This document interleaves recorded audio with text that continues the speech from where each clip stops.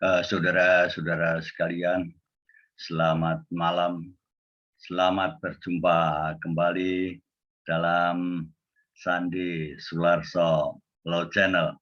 Ya, kali ini saya akan menyoroti wacana daripada KPK yang ingin mengadakan sosialisasi tentang anti korupsi, baik itu di lingkungan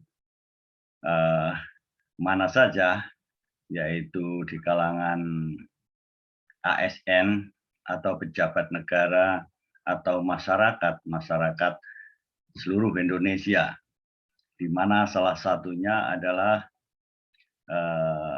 sebagai narasumber dalam penyuluh adalah mantan tindak pidana korupsi, ya, yang akan diberi tugas materi tentang testimoni, ya, testimoni tentang apa yang pernah dialami selama dia berproses tindak pidana korupsi. Ya, kalau kita lihat testimoni ini ya, dalam bahasa Inggrisnya adalah testimonial, ya, dalam bahasa Inggris. Ya. Jadi artinya di sini adalah suatu kesaksian, ya, suatu kesaksian yang pernah dialami oleh seorang tindak pidana selama dia diproses sampai pada dia terbebas dari tahanan. Nah, notabene di sini mestinya saja dengan catatan-catatan yang menurut KPK baik akan diangkat sebagai testimoni dalam penyuluhan hukum nanti. Untuk itu, saya akan memberikan dalam apa materi yang akan disampaikan oleh mantan koruptor ini dalam penyuluhan. Saya ini akan menyampaikan beberapa hal yang menurut saya apa yang harus disampaikan. Ini saya menulis kurang lebih ada 15 item yang harus disampaikan dalam penyuluhan hukum tentang bagaimana anti korupsi. Tetapi yang menyampaikan di sini memberikan testimoni, ya, apa yang telah dilakukan selama dia mengalami tindak pidana korupsi, ketangkep sampai ditahan dan sampai bebas menjalani tahanan di lembaga pemasyarakatan sesuai dengan putusan pengadilan. Dalam korupsi ini, kesaksian itu menurut saya adalah saya bagi dalam beberapa hal. Saya akan saya sampaikan kurang lebih ada 15 item, ya, mestinya saja harus disampaikan oleh mantan koruptor dalam memberikan testimoni di hadapan audiens nanti. Yang pertama, yang mereka harus jelaskan siapa yang korupsi. Ya, jadi yang pertama, siapa yang korupsi? Jadi subjek yang korupsi itu siapa? Ya.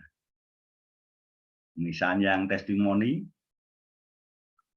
apakah dia itu sendiri? Ya. Apakah ada kawan yang lain? Apakah dalam hal ini ada pejabat-pejabat pemerintah, ya, yang lain, ya, baik di pusat maupun di daerah, ya, sampai pada pemerintahan terendah, yaitu kelurahan atau desa, ya. Ini apakah pejabat-pejabat tersebut berdiri sendiri atau bersama-sama. Nah, ini nanti yang memberi testimoni harus mengemukakan secara jujur apa yang dialami selama dia melakukan tindak pidana dan ketangkep dan diproses. Nah, yang kedua, sebagai subjek, selain itu adalah pejabat pemerintah pusat sampai pemerintahan daerah, ya, provinsi, kabupaten, kota, sampai di desa, pemerintahan desa. Atau pejabat negara, yaitu misalnya wakil rakyat, misalnya. Ini sebagai subjek. Nah, kemudian bisa juga, yaitu C, orang atau badan hukum swasta, ya, yang bisa melakukan tindak pidana korupsi, bisa orang, bisa badan hukum swasta, yang mendapatkan proyek baik melalui tender atau penunjukan, ya, dari pemerintah. Ya. Yang jelas di sini proyek tersebut adalah proyek pemerintah, baik di pusat atau di daerah, dengan menggunakan keuangan negara, baik itu APBN maupun APBD. Nah, kemudian orang atau badan hukum yang melakukan, ya pihak swasta, ya, ini pasti ada tidak berdiri sendiri, ada beberapa orang, nah, yaitu yang tersangkut dalam pasal 55 ikut serta, ya. Biasanya korupsi itu tidak tunggal, biasanya ada beberapa orang yang tersangkut dalam pasal 55, yaitu ikut serta. Kemudian yang orang lain yang diuntungkan.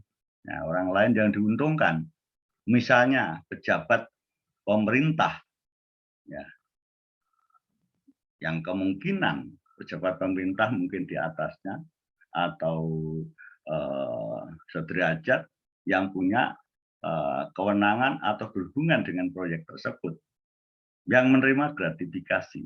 Ya, ini adalah subjek-subjek yang bisa terkena tindak pidana korupsi. Dan ini materi-materi yang harus disampaikan oleh mantan koruptor yang harus memberi penyuluhan, ya, nantinya, ya. Selanjutnya, sejak kapan melakukan tindak pidana korupsi? Sejak kapan? Ya. Kemudian sejak kapan ini adalah sejak pelaku tindak pidana yang dipercaya untuk memberikan testimoni ini sejak ditangkap. Itu sejak atau mulai ditangkapnya. Tetapi proses melakukan korupsi itu pasti sebelum ditangkap sudah melakukan. Nah, sejak kapan? Ini nanti apa yang dikemukakan oleh testimoni harus fair, harus terbuka. Sejak kapan? Ya, sebelum ditangkap itu mulainya. Gitu. Apakah ini sejak dia diangkat menjadi pejabat, atau sejak dia mendapatkan proyek atau tender, ataukah punya kewenangan untuk mengesahkan suatu proyek, ataukah yang swasta sejak mendapatkan tender atau sejak penunjukan. Nah, ini harus fair dikemukakan kepada para penyuluh nanti. Ya, ini hal-hal yang akan disampaikan oleh testimoni kepada para audien yang ikut sosialisasi. Selanjutnya, kapan ditangkap? Ya, ini karena ada yang korupsinya itu tidak satu orang, tapi ada beberapa orang. Tetapi yang ketangkap misalnya saja ada satu orang atau dua orang, tapi orang lain ini jadi DPO. Nah, daftar pencarian orang ya, ini entah lari kemana misalnya. Ini harus fair. Nah, saya kira dalam persidangan juga pasti dalam proses itu si mantan koruptor yang sudah menjalani ini, yang menjadi testimoni di sosialisasi ini, sudah dikemukakan dalam persidangan, pasti dalam penyidikan, pasti. Nah, orangnya siapa saja, kemudian sudah ditunjuk, misalnya si tindak pidana ini yang diangkat adalah yang melakukan pemberitahuan siapa-siapa yang melakukan tindak pidana ya. Ini ada yang lari ya sebelum sudah diberitahukan, tapi orang itu sudah lari jadi DPO misalnya. Ini harus terbuka semuanya. Dan saya yakin dalam proses penyidikan, baik itu penyidikan di tingkat kepolisian, kejaksaan, ataupun proses dari penyidikan di KPK, semua pasti sudah terungkap. Ya, ini harus apa yang diproses dalam penyidikan ini, si yang memberikan testimoni harus fair, harus mengemukakan yang sebenarnya. Ya, ini. Selanjutnya, ketika ditangkap misalnya, barang buktinya apa? Ya, karena ini menceritakan dirinya sendiri, bukan orang lain. Pasti ingat ya, dan itu persiapan kan harus dipersiapkan secara tertulis atau mungkin secara daya ingat dia masih ingat ya dengan jelas. Barang buktinya apa yang ditangkap? Nah, yang diambil oleh penyidik ya. Barang buktinya apa saja? Ini harus dikemukakan semuanya. Ya.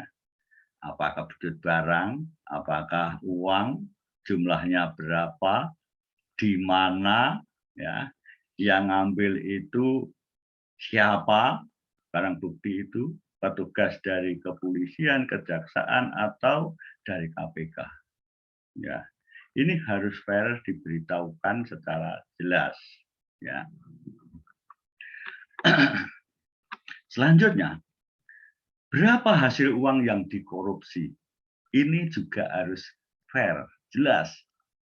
Ya. Karena mereka adalah dipercaya oleh KPK untuk menyampaikan. Jadi jumlahnya berapa yang dikorupsi. Ya. Jadi yang dikorupsi itu jumlahnya pasti jelas. Apalagi sesuai dengan audit BPK, ya, Badan Pemeriksa Keuangan. Pasti jumlahnya jelas, keuangan negara yang dipakai itu berapa jumlahnya. Item-itemnya apa? Jelas, BPK akan memberikan keterangan pemeriksaan keuangan proyek daripada negara, baik pusat maupun daerah. Ya. Selanjutnya, mereka dalam hal ini yang memberi testimoni ini ditangkap oleh siapa? Karena korupsi ini bisa, kalau besar biasanya di atas 1 M itu dari KPK, ya, petugas penyidik dari KPK ya, yang akan melacak, dan biasanya melalui teknik-teknik tertentu KPK, kalau ada informasi yang orang lain tidak tahu tapi KPK sudah mendengar, ya, tahu-tahu kepegang orangnya, ketangkap basah, ya. Apakah itu ditangkap oleh kejaksaan ataukah itu kepolisian? Biasanya ada laporan kalau ini.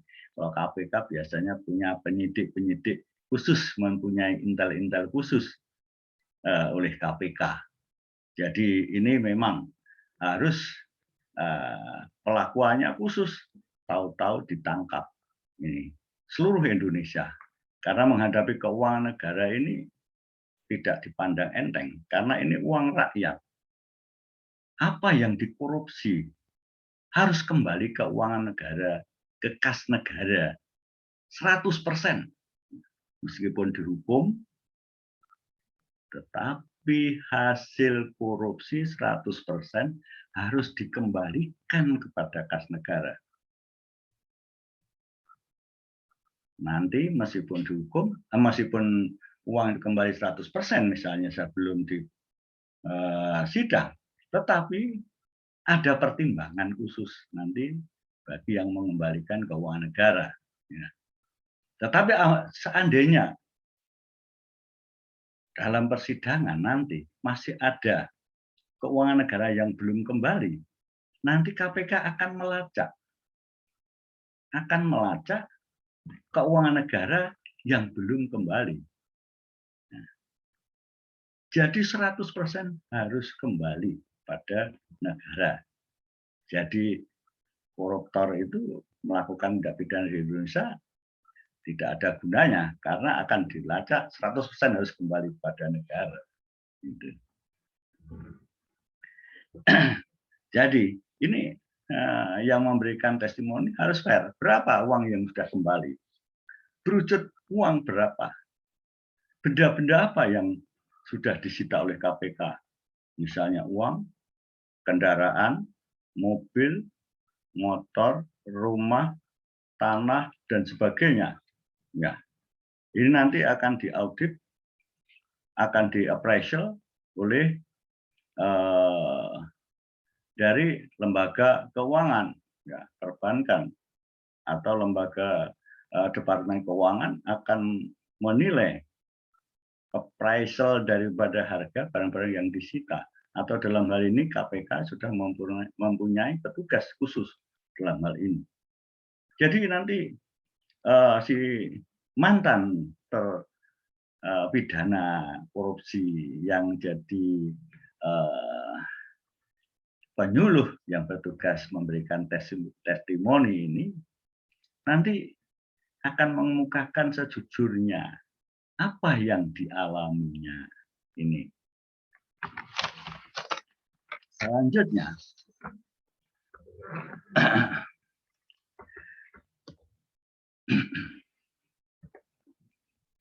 yang memberikan testimoni ini adalah mantan tindak pidana korupsi. Ini ditangkap di mana? Nah, tadi sudah saya kemukakan, ditangkap di mana? Apakah itu di daerah X, Y, Z, ya, di wilayah Indonesia oleh petugas KPK atau petugas kejaksaan atau petugas kepolisian. Ini semua yang harus dialami, yang harus dikemukakan dalam sosialisasi nanti. Selanjutnya, setelah ditangkap, dibawa ke rutan mana? Nah, ini harus dijelaskan tempat ditahan. Apakah itu rutan itu misalnya di Jakarta, misalnya di rutan A, kemudian dipindah ke rutan B setelah ada putusan. Selama sidang di rutan A misalnya. Ini harus diceritakan secara jelas kesaksian apa yang dialami selama di rutan, dipindah berapa kali, sejak kapan dipindah, tanggal-tanggalnya bisa lengkap. Ya. Terus bagaimana suasana di rutan dan bagaimana nanti suasana di LP kalau sudah diputuskan oleh pengadilan misalnya saja. Ini harus fair dikemukakan dari titik dan koma harus jelas. Selanjutnya,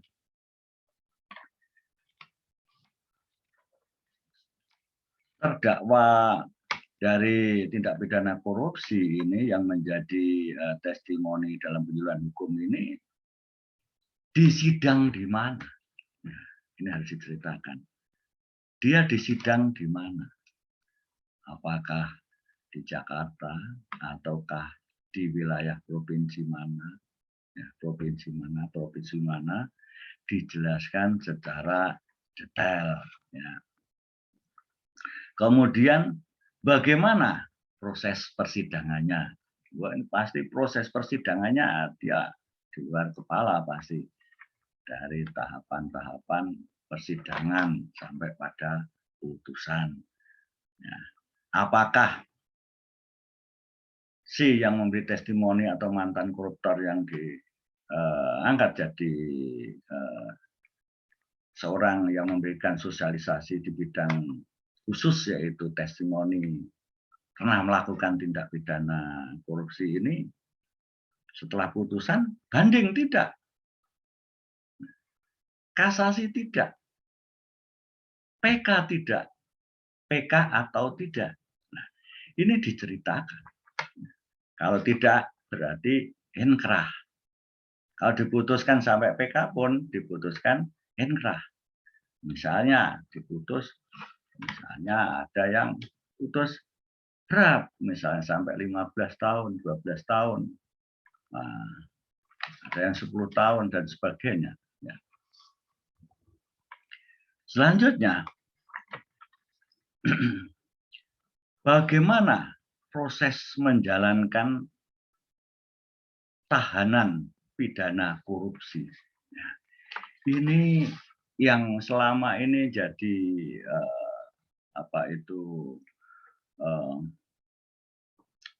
kadangkala menjadi bahan berita di media. Misalnya saja tentang kamar. Apakah kamar itu tempatnya bagus? Ya, misalnya dengan fasilitas bagus, masuk di situ. Apakah standar hanya tikar sama bantal? Ya, ada kamar mandi kecil, ya, dengan tempat yang kumuh. Apakah sudah bagus? Ataukah nanti di situ masuk jadi bagus, misalnya? Ini harus fair dikemukakan. Kemudian makanannya bagaimana? Makanan standar. Apakah makanan itu selalu kayak di restoran? Apakah makanannya hanya bayam sama kangkung, misalnya gereh, tahu, tempe, misalnya saja. Ya, ini harus dikemukakan secara fair. Dan saya minta pada yang testimoni ini, nantinya apa yang dikemukakan harus bisa membuat yang disosialisasi itu bisa merenungkan dan takut untuk melakukan tindak pidana korupsi sekecil apapun. Nah, harus memberi efek jera. Karena apa yang dikemukakan oleh mantan tindak pidana koruptor ini menakutkan. Dan apalagi hartanya dikembalikan 100%. Tidak ada gunanya korupsi di Indonesia. Saya takut. Nah, ini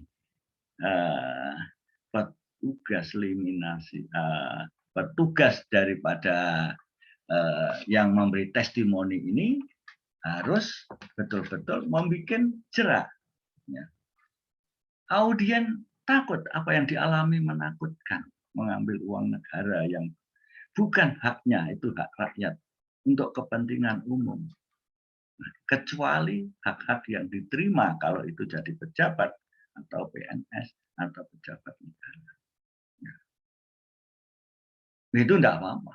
Tapi kalau keuangan yang bukan haknya, itu diambil karena ada celah, karena dia melaksanakan suatu proyek, misalnya dia harus menandatangani, misalnya. Ini dia harus takut sekali. Ini harus membuat efek jera. kepada audien yang dia sosialisasi. Gitu. Selanjutnya, berapa jumlah penghuni kamar misalnya 1 orang, 2 orang, 3 orang, 4 orang, atau berjubel misalnya. Nah ini nanti bagaimana prakteknya ya, DLP. Nah ini harus dikemukakan secara fair. Apakah kamarnya kipas, panas, tidak ada kipas, tidak ada pendingin? Nah misalnya, ini harus fair. Ya. Selanjutnya, bagaimana kegiatan-kegiatan di LP selama tinggal di LP ya, dalam tahanan? Tiap hari harus diceritakan 24 jam ya, diceritakan ya, apa yang dialami, karena testimoni itu kesaksian apa yang dialami. Terus kemudian bagaimana kalau sakit, bagaimana pelayanan kesehatan harus fair ya, karena di dalam LP fasilitas itu negara memfasilitasi ya. Selanjutnya, bagaimana keluarga menjenguk, apakah fair ataukah tidak? Ya, terbuka ya, diberi jadwal untuk menjenguk dan sebagainya. Ini harus disampaikan kepada audien bahwa ini hak asasi keluarga untuk bertemu dengan suami atau istrinya, karena yang melakukan tindak pidana korupsi tidak hanya laki, juga ada perempuan ya, gitu. Selanjutnya,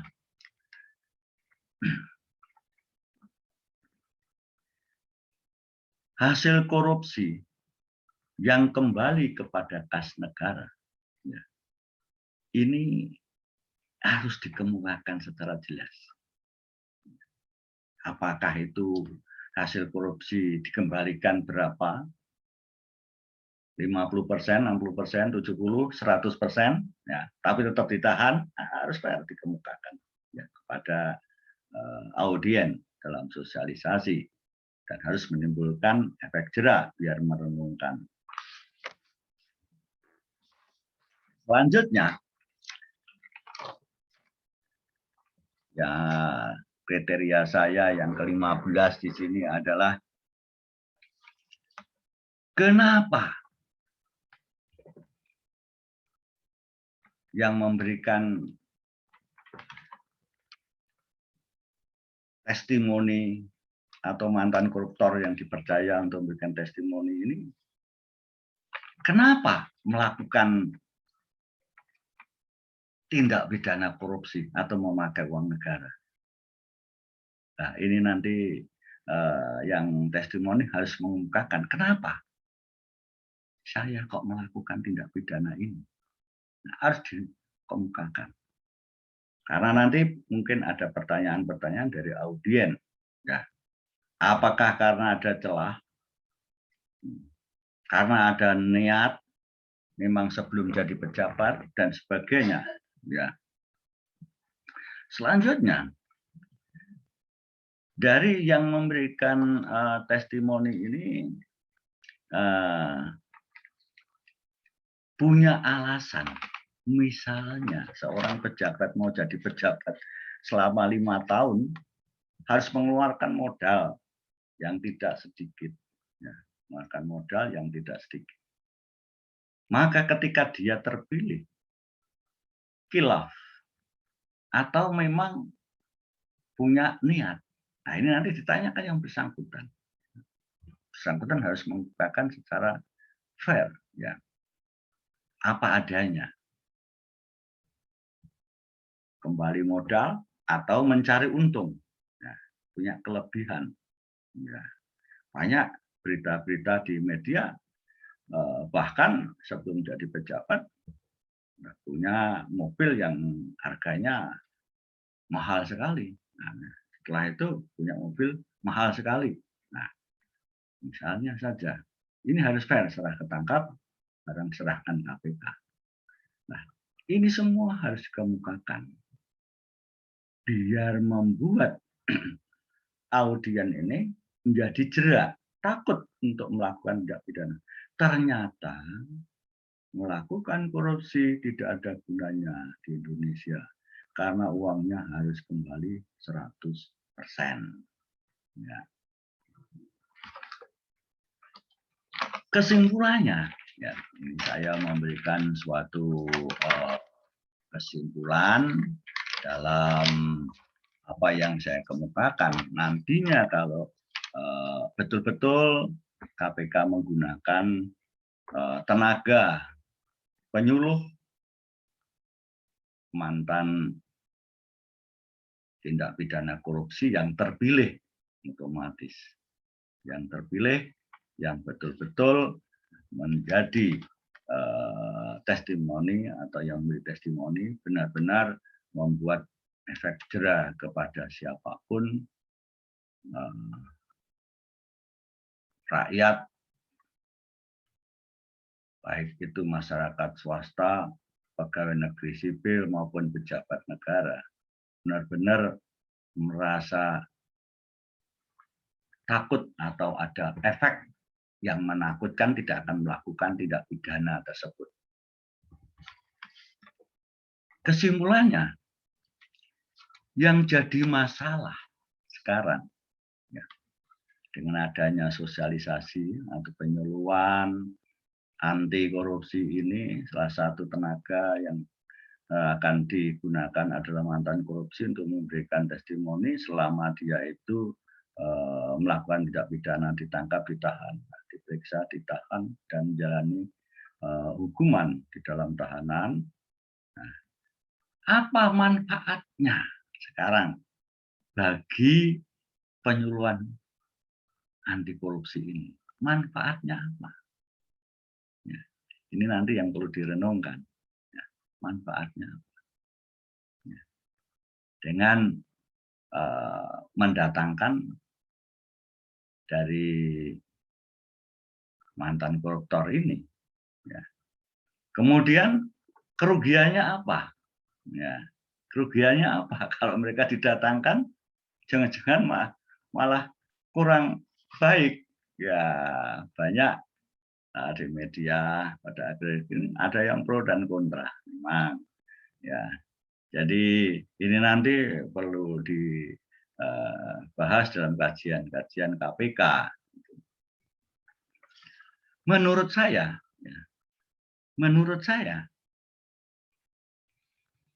yang pertama, kasus korupsi tidak perlu ada penyuluhan dari pelaku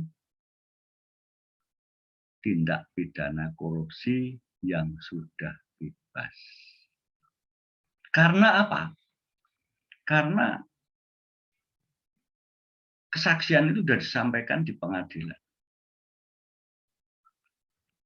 Dan menurut saya, mantan tindak pidana koruptor ini tidak harus datang berhadapan dengan audien. Misalnya nanti kalau suasana COVID ini sudah normal kembali, sehat semua, Indonesia bisa berjumpa kembali dalam suasana seminar atau sosialisasi atau penyuluhan berhadapan dengan audien. Untuk berhadapan ini saya kira tidak langsung. Modelnya mantan tindak pidana korupsi ini tidak harus datang keliling Indonesia. Saya kira secara psikologis mereka juga, saya kira malu. Ya. Tapi dengan malunya mereka kalau datang, dengan nginep terus di mana memberikan penyuluhan seluruh Indonesia putar. Ya. Ini saya kira kurang efektif.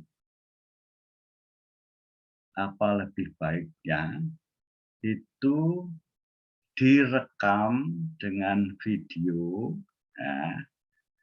Nanti rekaman video testimoni itu yang akan disampaikan dalam sosialisasi penyuluhan anti korupsi di seluruh Indonesia.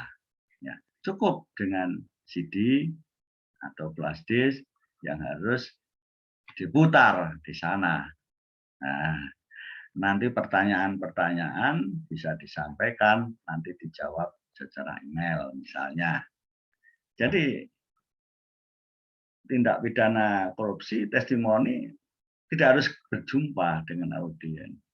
Ya, jadi bisa dilakukan rekaman dengan video aja, ya, rekaman dengan video. Nanti kalau ada tanya jawab bisa melalui email kepada KPK.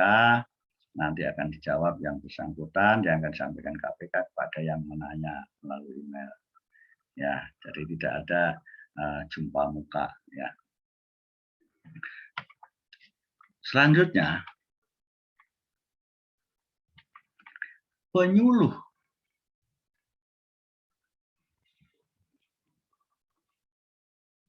anti korupsi dalam penyuluhan hukum baik di pusat atau daerah, seluruh wilayah Indonesia. Ini saya punya keinginan dan menurut saya ini adalah tepat. Bisa KPK itu merekrut, ya, merekrut pakar-pakar tindak pidana korupsi, ya, di seluruh perguruan tinggi di Indonesia, ya, baik universitas negeri atau universitas swasta, seluruh Indonesia bisa diangkat menjadi penyuluh anti korupsi di mana nanti akan diterapkan atau dilaksanakan. Selanjutnya, untuk tenaga penyuluh ini bisa diambil juga dari LSM, ya, yang penggiat anti korupsi yang terpilih melalui tes-tes dari KPK. Kemudian penggiat anti korupsi di tingkat pusat dan daerah. Bisa juga diambil dari kepolisian dan kejaksaan. Melalui tes oleh KPK diangkat menjadi penyuluh anti korupsi di seluruh wilayah Indonesia. Ya, nanti diberi tugas, bisa daerah masing-masing tiap provinsi atau antar provinsi. Nah, ini tergantung teknis nanti dari KPK. Ya. Selanjutnya bisa ditambah, yaitu dari tokoh agama. Ya, tokoh agama saya yakin cocok untuk sebagai narasumber dalam penyuluhan anti korupsi. Kemudian selain tokoh agama juga tokoh masyarakat. Ya, nah, tokoh masyarakat saya yakin punya pengaruh kepada audien di mana saja. Dalam hal ini KPK akan memilih tokoh masyarakat tertentu. Selanjutnya, ada kelemahan, ya, menurut saya ada kelemahan dalam sosialisasi, ya, andai kata petugas KPK berhadapan langsung, ya. Ini karena pengalamannya ada trik-trik tertentu, ya, ada trik-trik tertentu bagaimana melakukan tindak pidana korupsi. Ini kalau ini diceritakan, nah, kesaksian kepada audien, saya kurang setuju karena bisa transfer knowledge kejahatan, ya, bisa tidak secara langsung digunakan tindak, cuman itu ilmu kejahatan, jangan sampai audien ya, tahu. Nah, karena trik-trik itu berbahaya disampaikan. Nah, ini dilematis bagaimana nanti KPK bisa mempertimbangkan. Karena itu trik-trik kejahatan dalam tindak pidana korupsi, saya kira KPK tahu persis bagaimana mereka melakukan tidak satu. Ada trik-trik tertentu yang ini adalah cukup yang tahu KPK dari hakim dan jaksa penuntut. Ya. Tetapi bagaimana dikemas audien di sini takut melakukan tindak pidana korupsi. Ya. Jangan sampai apa yang dilakukan mereka melakukan kejahatan itu termasuk di open kan. Ini menurut saya. Ya, nanti terserah KPK ini kira-kira pas atau tidak. Kalau itu kan harus semua yang sosialisasi yang menyangkut keuangan negara ini adalah perlu ada filter. Larangan-larangan yang kira-kira dikemukakan atau tidak. Ini perlu ada batasan-batasan ya materinya nanti. Oke, selanjutnya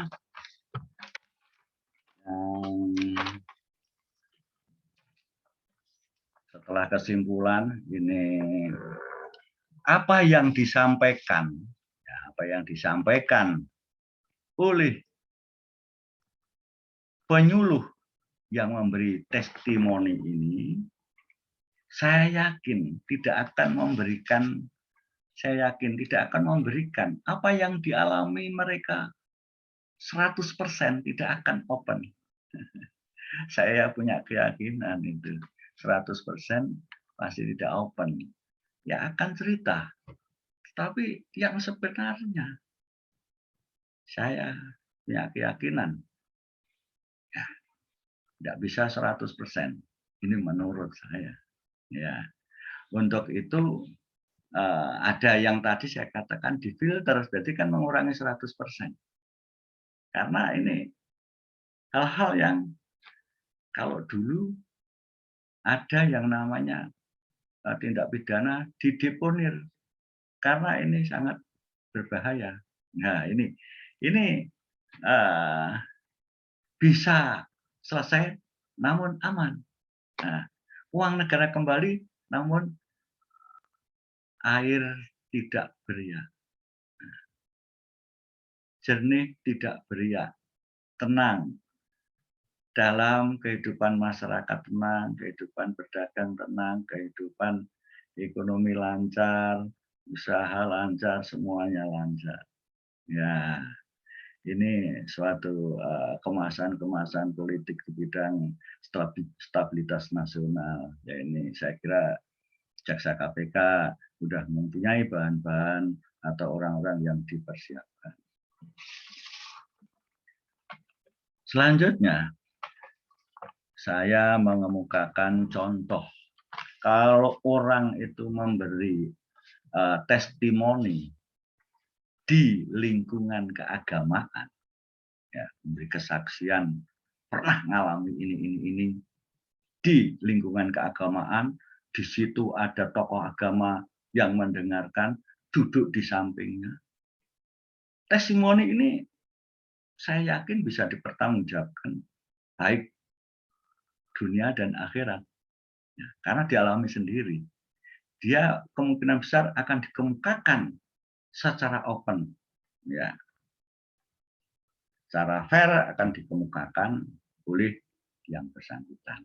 Ini bedanya. Ya. Ini bedanya. Apa yang disampaikan di dalam audien penyuluhan sama di lingkungan agama, saya kira testimoni akan lebih fair, lebih bisa dipertanggungjawabkan dunia dan akhirat ada di lingkungan keagamaan. Kalau di dalam sosialisasi, saya kira tadi saya kemukakan ada hour-hour atau filter. Saya kira itu. Terima kasih saudara sekalian telah mendengarkan apa yang saya kemukakan ini adalah buah pemikiran saya melihat KPK ada wacana untuk mengangkat seorang atau beberapa orang yang terpilih menjadi orang yang dipercaya memberikan testimoni dalam penyuluhan anti korupsi yang akan datang.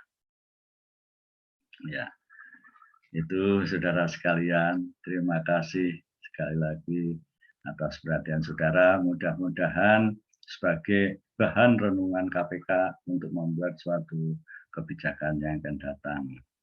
Terima kasih saudara sekalian atas perhatiannya. Salam sehat selalu. Terima kasih. Selamat malam.